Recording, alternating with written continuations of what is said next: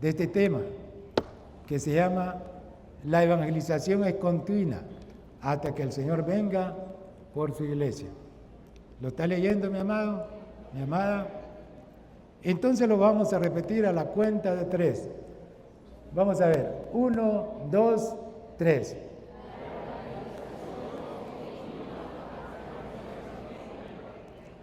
La evangelización es continua hasta que el Señor venga. ¿Lo captó mi amado, mi hermana? ¿Verdad?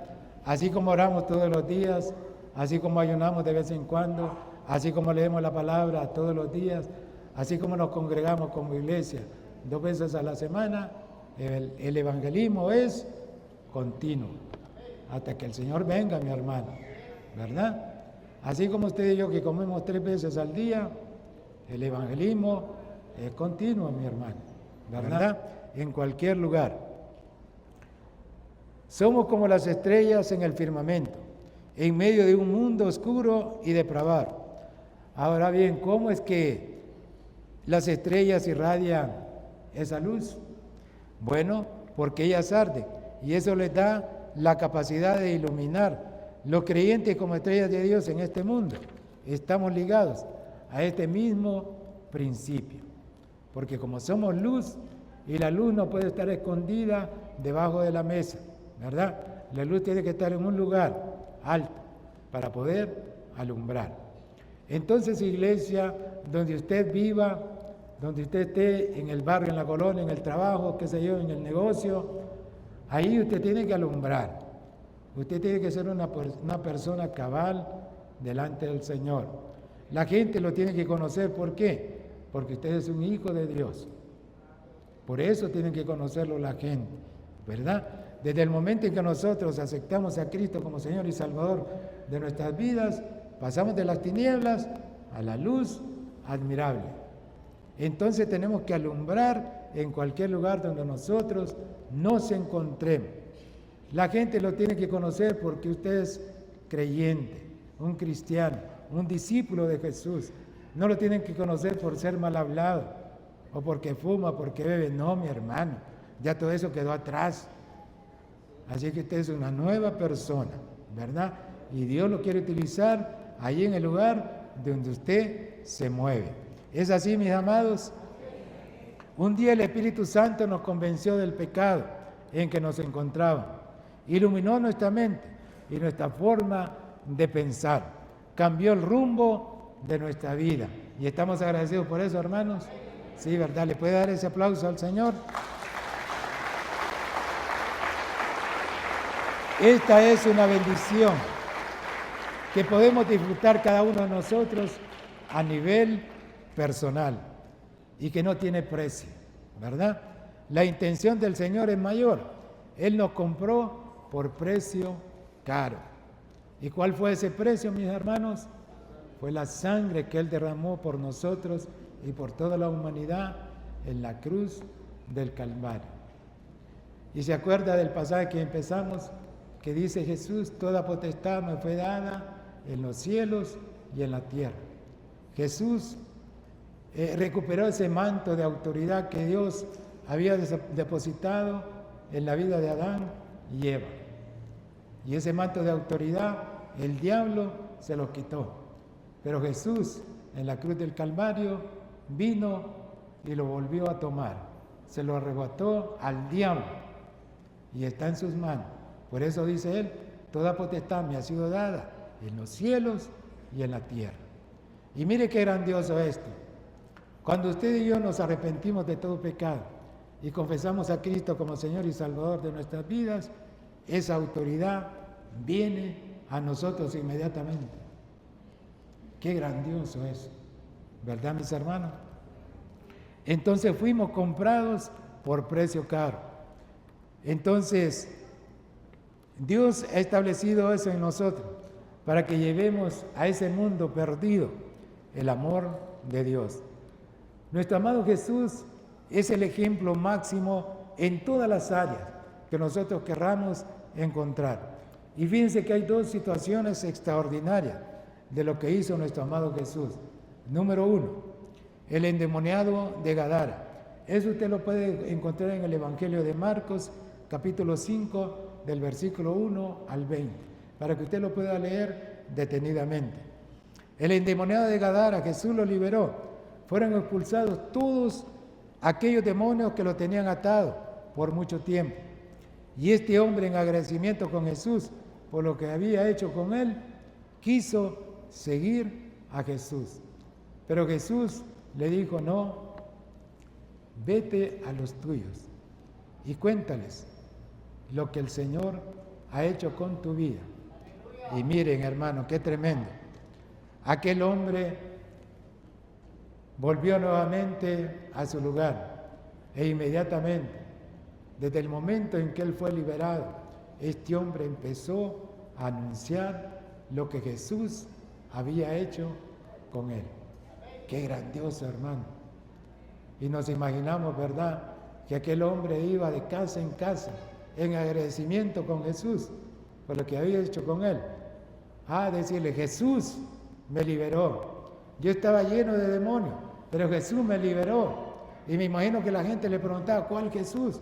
Jesús, el Hijo de Dios. Él me liberó.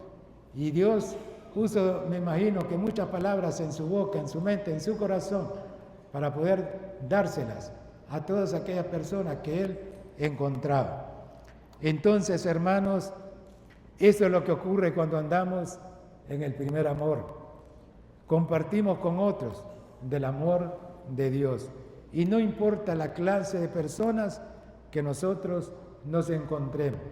Hay gente a la cual nosotros nos vamos a encontrar que son gente intelectuales, que conocen de muchas cosas del mundo. Pero también hay gente sencilla, gente iletrada, a la cual también nosotros podemos compartir la palabra del Señor. Esto es para toda la humanidad. Amén, amados. Entonces yo quiero hablarle acerca también de ese primer amor. Iglesia, no dejemos que ese primer amor se desvanezca. Al contrario, debemos seguir siempre avivando ese fuego que Dios depositó en nosotros desde el momento en que nos convertimos al Señor. ¿Para qué? Para compartir el Evangelio. Entonces ese primer amor debe estar siempre en nosotros. No deje que ese primer amor se desvanezca, mi amado. Usted siempre tiene que tener esa comunión constante con el Señor. Y la evangelización es continua hasta que el Señor venga por su iglesia.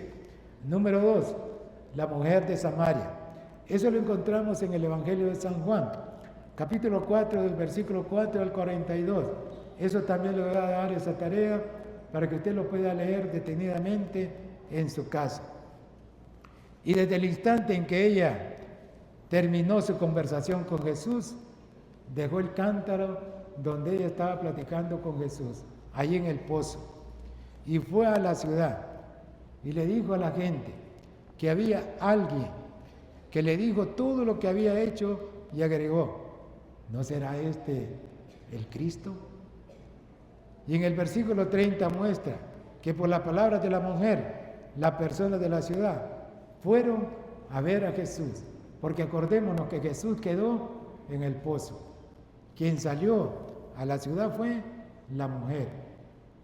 Entonces ellos vinieron donde Jesús. Y el versículo 39 expresa que muchos de los samaritanos creyeron en Jesús por la palabra de la mujer. Y luego ocurre algo importante. Eso sí lo vamos a leer aquí en San Juan capítulo 4, del 40 al 42. Dice: así que cuando los samaritanos fueron a su encuentro, le insistieron en que se quedara con ellos. Jesús permaneció allí, ¿cuántos días, hermanos? 2 días. Y muchos más llegaron a creer por lo que él mismo decía. Ya no creemos solo por lo que tú dijiste, le decían a la mujer. Ahora lo hemos oído y nosotros mismos, y sabemos que verdaderamente este es el Salvador ¿de qué? Del mundo. Qué grandioso.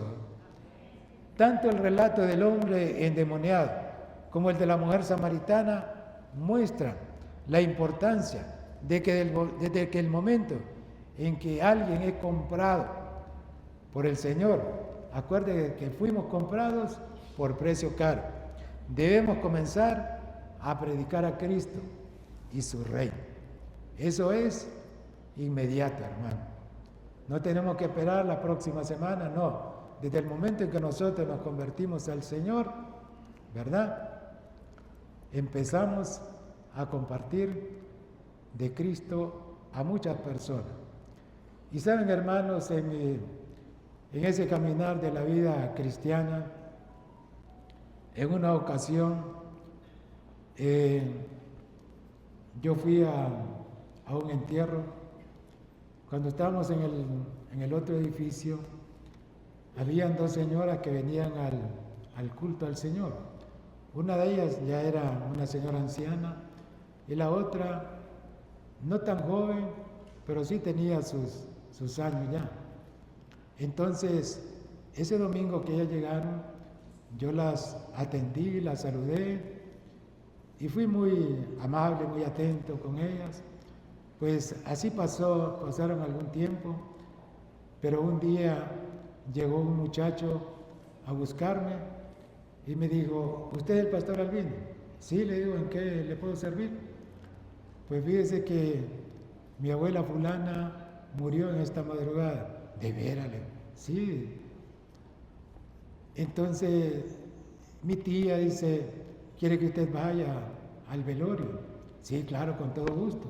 Dígame dónde es y en la tarde, si Dios lo permite, ahí voy a estar con usted. Muy bien, pastor, ahí lo vamos a esperar. Pues fui el domingo en la tarde, fui al velorio. Entonces di algunas palabras ahí, ¿verdad? Una breve reflexión, y le pregunté a la señora si ella quería que yo diera algún mensaje en el entierro. Y me dijo: pastor, con todo gusto, nosotros lo vamos. Y ya me dio la dirección del entierro, del cementerio.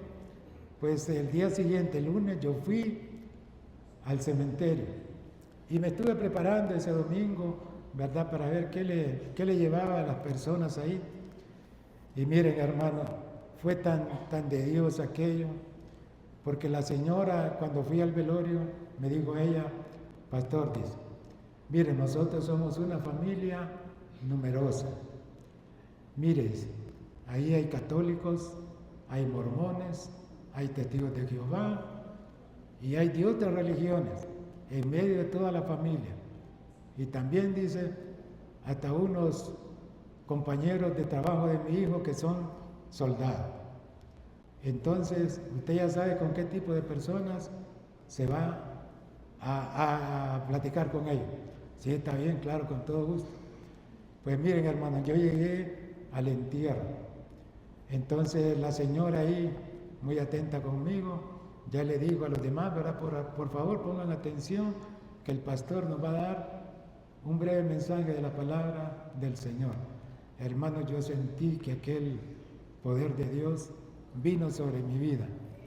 Y empecé, mis hermanos, a dar aquella enseñanza. Y como ustedes saben, ¿verdad?, había una mezcolanza de mucha gente ahí. Y fue tan de Dios eso, mis hermanos, que yo empecé a compartir del amor de Dios con cada una de estas personas. Y hermanos, al final yo hice el llamado. Y miren, hermano, fue una gran cantidad de gente que levantó su mano ahí, hermano, que fue tan poderoso eso. Y como ellos empezaron a expresar con sus labios que Jesús era el Señor de sus vidas. Fue tremendo, mis hermanos, fue grandioso. Dios fue bueno.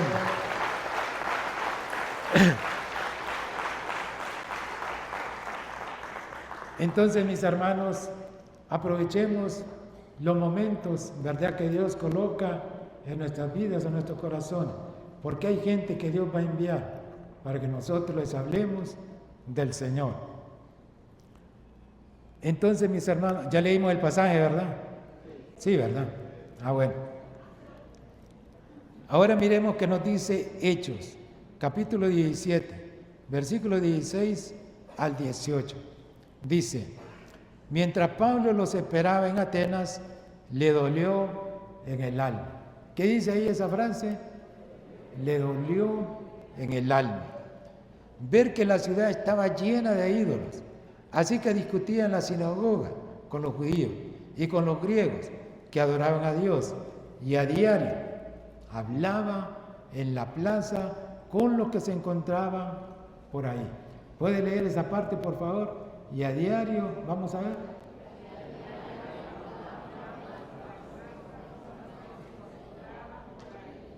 A diario, mi hermano, ¿verdad? Algunos filósofos epicúreos y estoicos entablaron conversación con él. Unos decían: ¿qué querrá decir este charlatán? Otros decían o comentaban: parece que el predicador de Dios es extranjero.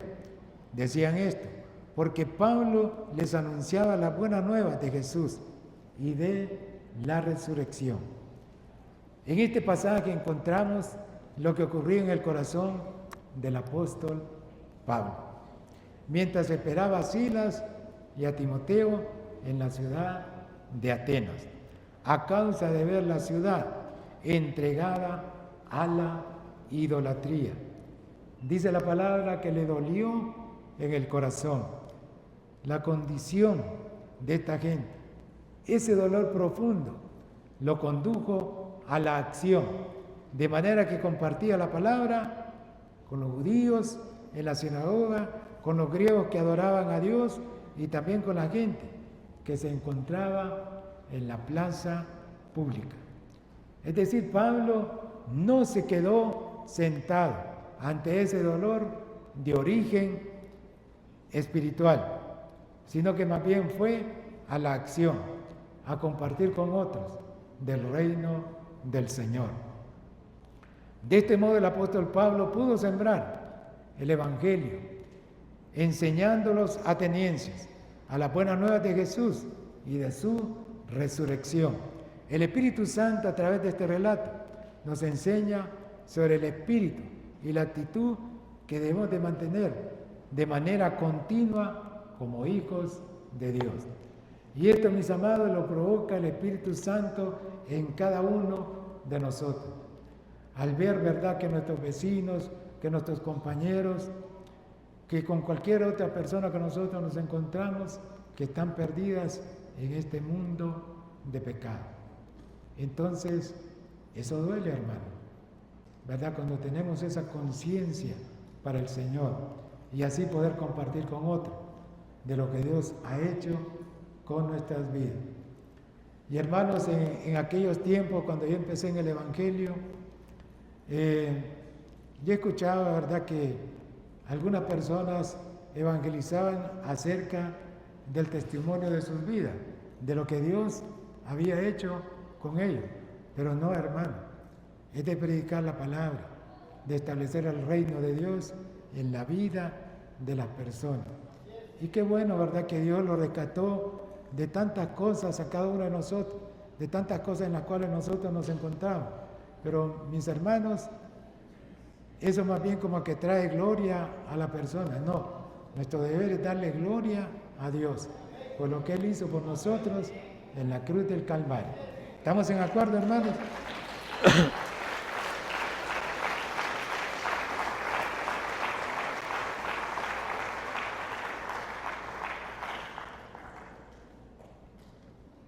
Cuanto más tengamos ese amor por Jesús, mayor será nuestra comunión. Y eso resultará en una manifestación más abundante del amor y la compasión de Cristo por los demás.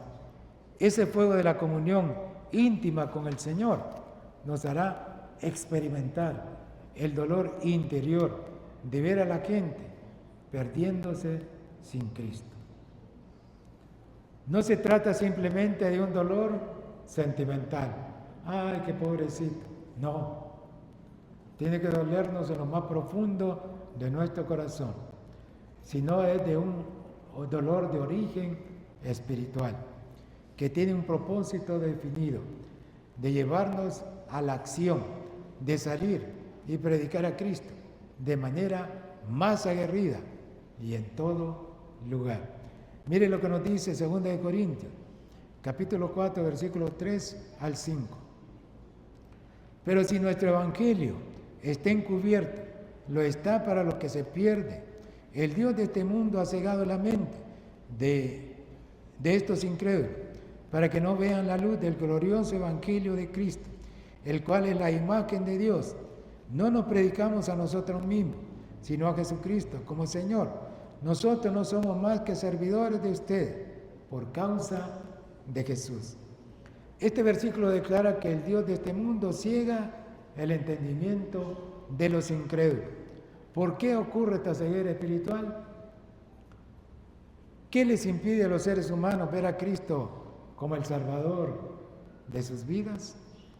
Porque en su condición natural, ligados a su naturaleza pecaminosa, son hijos del diablo.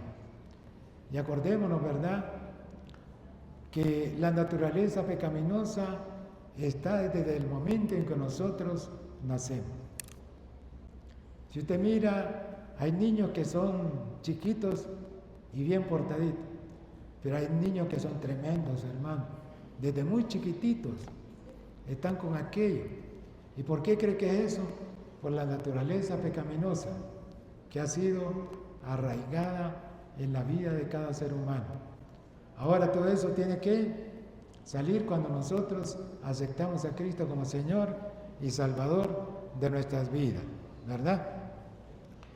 Entonces es necesario la acción del Espíritu Santo a fin de que los convenza de su condición de pecado y así se rompa la ceguera espiritual provocada por el diablo y sean libres para entregarse de corazón al Señor y convertirse en hijos de Dios.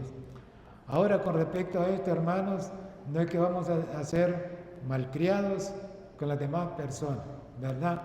No podemos irle a decir, claro que nosotros lo sabemos y lo entendemos, que la gente que no está con Dios está con el diablo, porque solo hay dos términos, ¿verdad?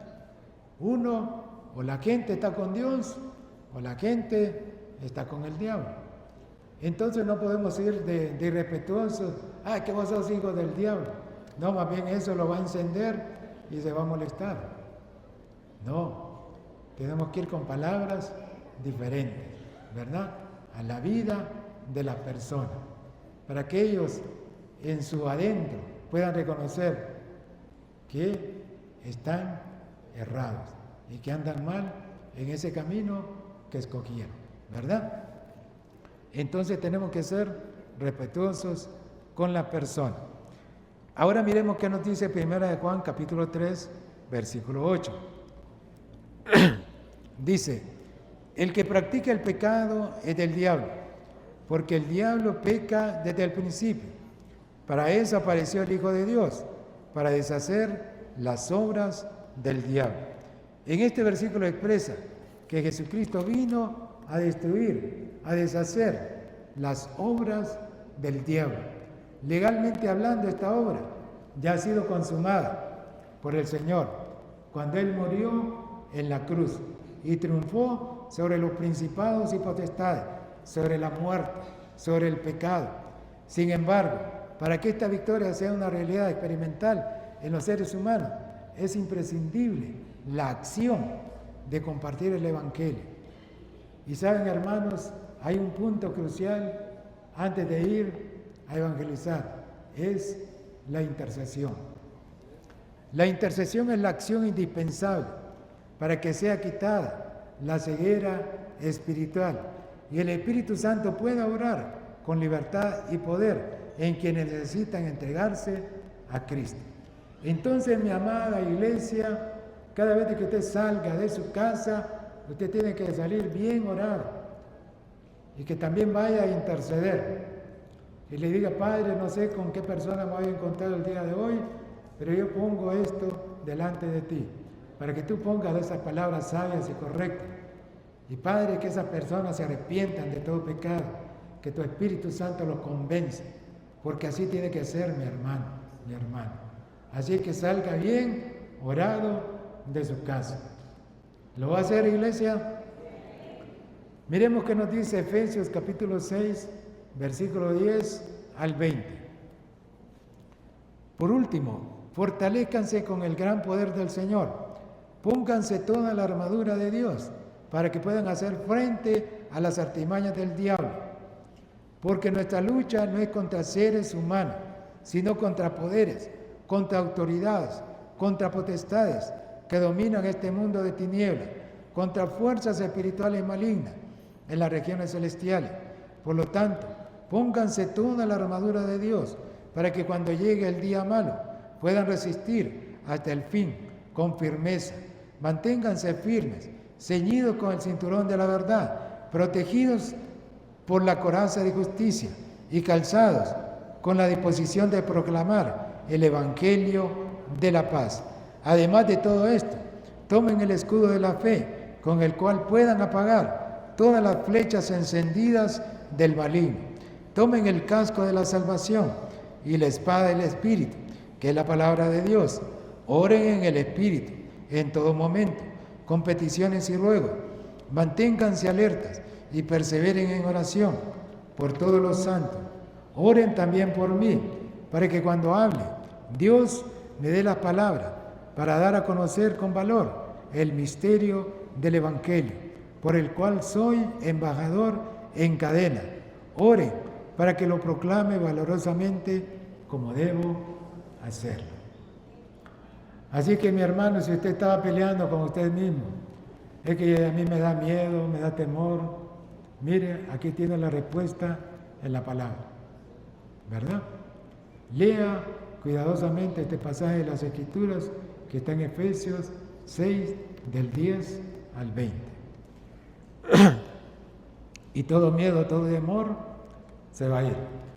Ahora, ¿cómo es que usted va a vencer el miedo y el temor? ¿Cómo lo va a vencer? Enfrentándolo. Es la única manera, hermano. No hay otra manera. No hay una fórmula mágica. No, hermano. Es enfrentándolo.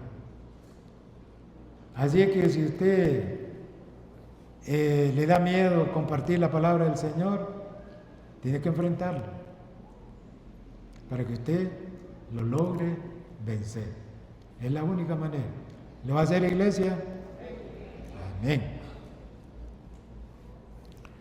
Este pasaje de las Escrituras establece con contundencia que la lucha de los hijos de Dios es espiritual y es contra poderes, contra autoridades y contra potestades que dominan este mundo de tinieblas. Se trata de fuerzas espirituales malignas que atan y oprimen a los seres humanos. Y usted sabe, iglesia, que en este tiempo que tenemos en nuestra nación, miren, hermanos, hay poderes sobrenaturales, de principados, potestades, huestes espirituales de maldad sobre la casa de gobierno, sobre el Congreso Nacional, sobre la Corte Suprema de Justicia, sobre cada institución del gobierno. Ahí están esos poderes. Entonces, hermanos, esos poderes, ¿cómo creen que se van a quitar de ahí? Orando, intercediendo. Es la única manera, hermano. Nuestra lucha, dice la palabra, que no es contra carne y sangre, sino contra principados y potestades. En nosotros, hermanos, está el poder y la autoridad. Dios nos la delegó a cada uno de nosotros. Entonces tenemos que ir con ese mismo espíritu, atando todos estos principados y potestades que se vayan lejos de nuestra nación. Y miren, hermanos, cuando nosotros lo hacemos de esa manera, mire, la gente es tan dócil en escuchar la palabra del Señor. Entonces, iglesia, hagámoslo. Entonces, nuestra guerra es espiritual, ¿verdad? Somos conscientes entonces de que no luchamos contra las personas en las que se manifiestan las fuerzas de maldad operando. Por el contrario, por medio de la intercesión y la oración de autoridad, actuamos contra esas fuerzas para que las personas sean liberadas del dominio del diablo. Ahora miremos otro pasaje, por favor. Esto está en Hechos capítulo 2, del versículo 36 al 40. Aquí nos encontramos con el apóstol Pedro. Dice: por tanto, sépalo bien todo Israel, que a este Jesús, a quien ustedes crucificaron, Dios lo ha hecho Señor y Mesías. Cuando oyeron esto, todos se sintieron profundamente conmovidos y le dijeron a Pedro y a los otros apóstoles: hermanos, ¿qué debemos hacer? Arrepiéntanse y bautícense cada uno de ustedes en el nombre de Jesucristo para perdón de sus pecados, le contestó Pedro, y recibirán el don del Espíritu Santo. En efecto, la promesa es para ustedes, para sus hijos y para todos los extranjeros, es decir, para todos aquellos a quienes el Señor nuestro Dios quiera llamar. Y con muchas otras razones les exhortaba insistentemente: sálvense de esta generación perversa. Cuando vino el Espíritu Santo, quienes vieron y oyeron su manifestación quedaron sorprendidos. Pedro comenzó a predicar a Cristo y a presentar el Evangelio de Cristo y su salvación. Y también condujo a los presentes a que tomaran conciencia de lo que él estaba hablando. Y también les hablaba acerca de la crucifixión del Señor y que debían arrepentirse de todo pecado y bautizarse para recibir al Espíritu Santo. Quienes escucharon la verdad del Evangelio preguntaron qué debían hacer. Y Pedro no se conformó con compartirles y dejar que esas personas pensaran en lo que escucharan para que algún día decidieran por Cristo. No, eso fue inmediato. Así que cuando nosotros compartimos el Evangelio, tenemos que guiar a la persona a que confiesen a Cristo como Señor y Salvador de sus vidas. Y más adelante vamos a hablar acerca de otro asunto muy importante. Entonces vemos de que ellos tomaron acciones evidentes. Entonces la decisión es muy importante en la vida de la persona. Nosotros como creyentes podemos conocer las Escrituras y los principios de Dios. Podemos compartir con claridad el Evangelio de Cristo a los demás. Y esto, aunque importante, no lo es todo. ¿Por qué? Porque parte de nuestra tarea es guiar a las personas a entregarse a Cristo Jesús. Somos conscientes de que a la persona no se les impone el Evangelio, ni se les obliga a creer en Jesús. Ni Jesús ni los apóstoles les imponían el Evangelio a la persona, pero siempre los conducían a creer en Cristo. Y cuando la persona cree en Cristo, entonces toma la decisión correcta, entregarse a Él y seguirlo. Cuando Jesús le decía a alguien, sígueme, no hacía una invitación a la reflexión, sino a un llamado a la definición. La definición es muy importante, hermano. Y acordémonos de aquel pasaje que Moisés le dio al pueblo de Israel. Escoge, hijo mío, la vida o la muerte, la bendición o la maldición, el bien o el mal. En la persona está la decisión de tomar lo correcto. Y bien, hermanos, en algunos velorios yo me baso a este versículo y hablo acerca de esto, ¿verdad? Porque la gente tiene que tomar esa decisión. Y también aprovecho a decirles, ¿verdad?, de que solo hay, o la gente está con Dios, o la gente está con el diablo. Porque no hay términos medios, no los hay. Entonces yo también ahí en los velorios, ¿verdad?, cuando hay gente que no conoce al Señor, yo aprovecho a hablar acerca de este pasaje. Y saben, hermanos, cuando nosotros hablamos con esa autoridad, se ve el semblante de la persona. Se le mira en su rostro que aquel semblante de molesto, de enojado, se le baja. ¿Por qué? Porque la persona tiene que definirse. O está con Dios o está con el diablo. Entonces, hermanos, tenemos que hacerlo. Quienes aceptaron el llamado lo dejaron todo de inmediato y siguieron a Jesús, mientras que otros pusieron excusas y no lo hicieron. Este proceder del Señor demuestra que conducía a la gente a entregarse a Él. Es innegable que la decisión de querer y entregarse a Cristo es absolutamente personal.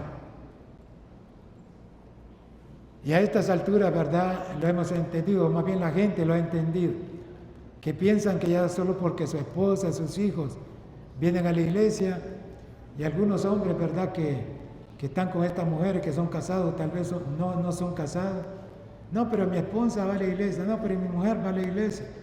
Entonces ellos piensan, ¿verdad?, que como la esposa, como los hijos vienen a la iglesia y ellos no, entonces piensan que ellos se van a tomar de la falda de la mujer y se van a ir al cielo.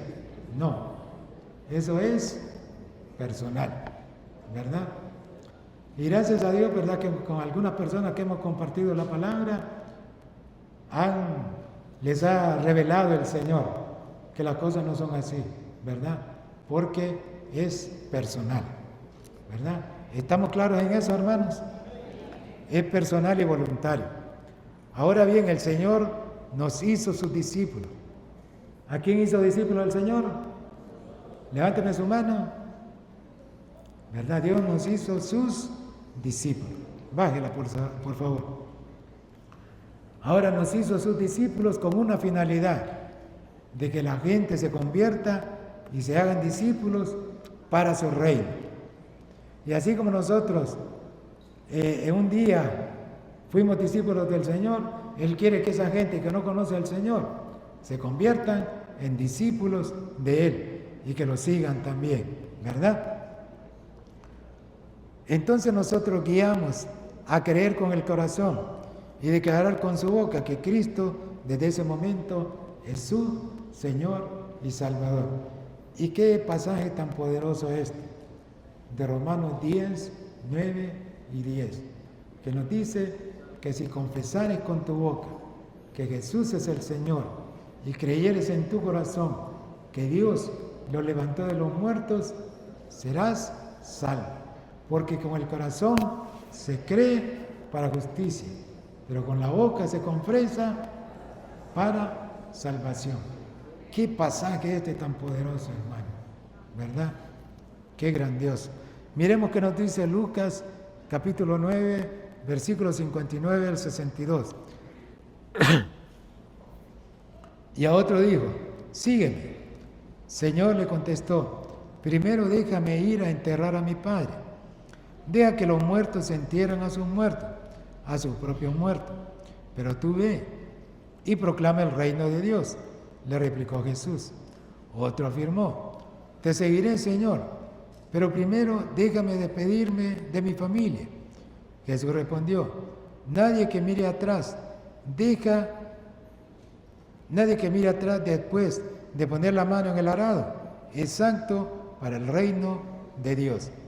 En este pasaje muestra con claridad que el Evangelio requiere definición. ¿Estamos claros con esa palabra, hermanos? Definición. El Evangelio requiere definición. Se observa cómo Jesús siempre guió a la persona a que se definan por Él, tanto si Él mismo los llamaba a seguirlo, como si voluntariamente alguien le expresaba su deseo de hacerlo. En las respuestas de las personas a ese llamado del Señor se mostraba lo que estaban en sus corazones y si estaban en ellos, seguir a Jesús o no seguirlo. Jesús no tenía la intención de demostrar una actitud irreverente a los muertos, ni eludir la responsabilidad. No fue la idea de que no enterrara a su familiar, a su padre, sino más bien de colocar tales cosas en segundo lugar. Porque el primer lugar, ¿quién lo tiene, hermanos? Cristo, ¿verdad? Cristo está en primer lugar en nuestras vidas. Y después vienen las demás cosas, ¿verdad? Miremos este otro pasaje de las Escrituras, Hechos 17:30. Pues bien, Dios pasó por alto aquellos tiempos de tal ignorancia, pero ahora manda a todos en todas partes que se arrepientan. Aquí muestra otro aspecto importante de la confrontación espiritual para aquellas personas que se definan por el Evangelio. Cuando Pablo llegó al Areópago para predicar a Cristo, terminó sus palabras diciéndole a los presentes con toda claridad que si bien Dios antes había pasado por alto los tiempos de ignorancia espiritual, ahora mandaba a todos los hombres a que se arrepintieran. Una vez más se observa en acción el principio de la definición, ¿verdad? Entonces es muy importante esta palabra, hermano, que nosotros la pongamos en práctica para aplicársela a la persona. ¿Qué parte de nuestra tarea como creyentes?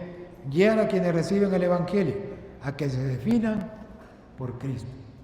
Y nos gustaría, ¿verdad, hermanos?, que nuestros parientes que no conocen de Cristo se definan por Él. Y yo sé que tanto ustedes como yo tenemos esa, por decirlo así, esa lucha, que cada vez que nosotros los encontramos, vamos donde ellos, les hablamos del Señor. Y qué gente tan dura, hermano. Algunos parientes ahí son duros, hermano. Son más duros que una roca. Pero nosotros así éramos también, ¿verdad? Éramos duros. Pero Dios en su gracia, en su misericordia, nos ablandó nuestro corazón, ¿verdad? Y así creemos que nuestros parientes también van a confesar a Cristo como Señor y Salvador de sus vidas. Entonces, hermanos, la evangelización es continua hasta que el Señor venga por su iglesia. Y miren, hermanos, yo termino con este pasaje de las Escrituras que encontramos en Mateo 24:22. Ese no está en la pantalla. Y dice: y si aquellos días no fueren acortados, nadie sería salvo, mas por causa de los escogidos, aquellos días serán acortados. Dice la palabra, aquellos días serán acortados. Estas son palabras de Jesús, escritas en la Biblia. Y esto, hermanos, está comprobado científicamente. No sé cómo lo han hecho los científicos, pero usted sabe, la rotación de la Tierra va a una velocidad. Pero ahora han investigado ese punto. Y la velocidad es mayor que antes. Entonces, miren, hermanos, aquí se está cumpliendo la palabra. Y si aquellos días no fueran acortados, nadie sería salvo. Y usted ve, hermanos, en la actualidad, hace poco estuvimos en el mes de diciembre, y mire qué tiempo llevamos ya del año 2025. Mire, los días van volando. Así que, hermanos, iglesia, aprovechemos el tiempo y compartamos el reino con aquellos que no lo conocen. Amén, iglesia. En este momento vamos a hacer una oración y vamos a orar, y le voy a pedir por favor que usted incline su rostro, y vamos a orar por aquella persona que tal vez nos visita por primera vez y no han tenido ese encuentro personal con el Señor Jesús. Padre, hoy oramos en favor de cada una de estas personas, Señor. La presentamos delante de ti, Señor. Y Padre, hoy queremos hacer esta oración.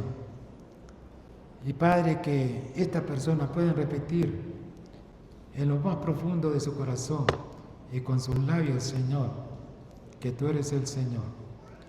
Y pueden decir: Padre, perdóname, ten misericordia de mí. Yo confieso todo pecado, toda falta, toda culpa.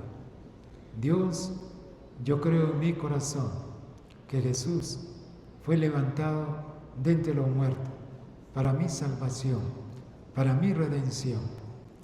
Y confieso con mis labios que tú eres el Señor, que tú eres el Salvador. Padre, inscribe mi nombre en el libro de la vida. En el nombre de Jesús. Amén. Gracias, Señor.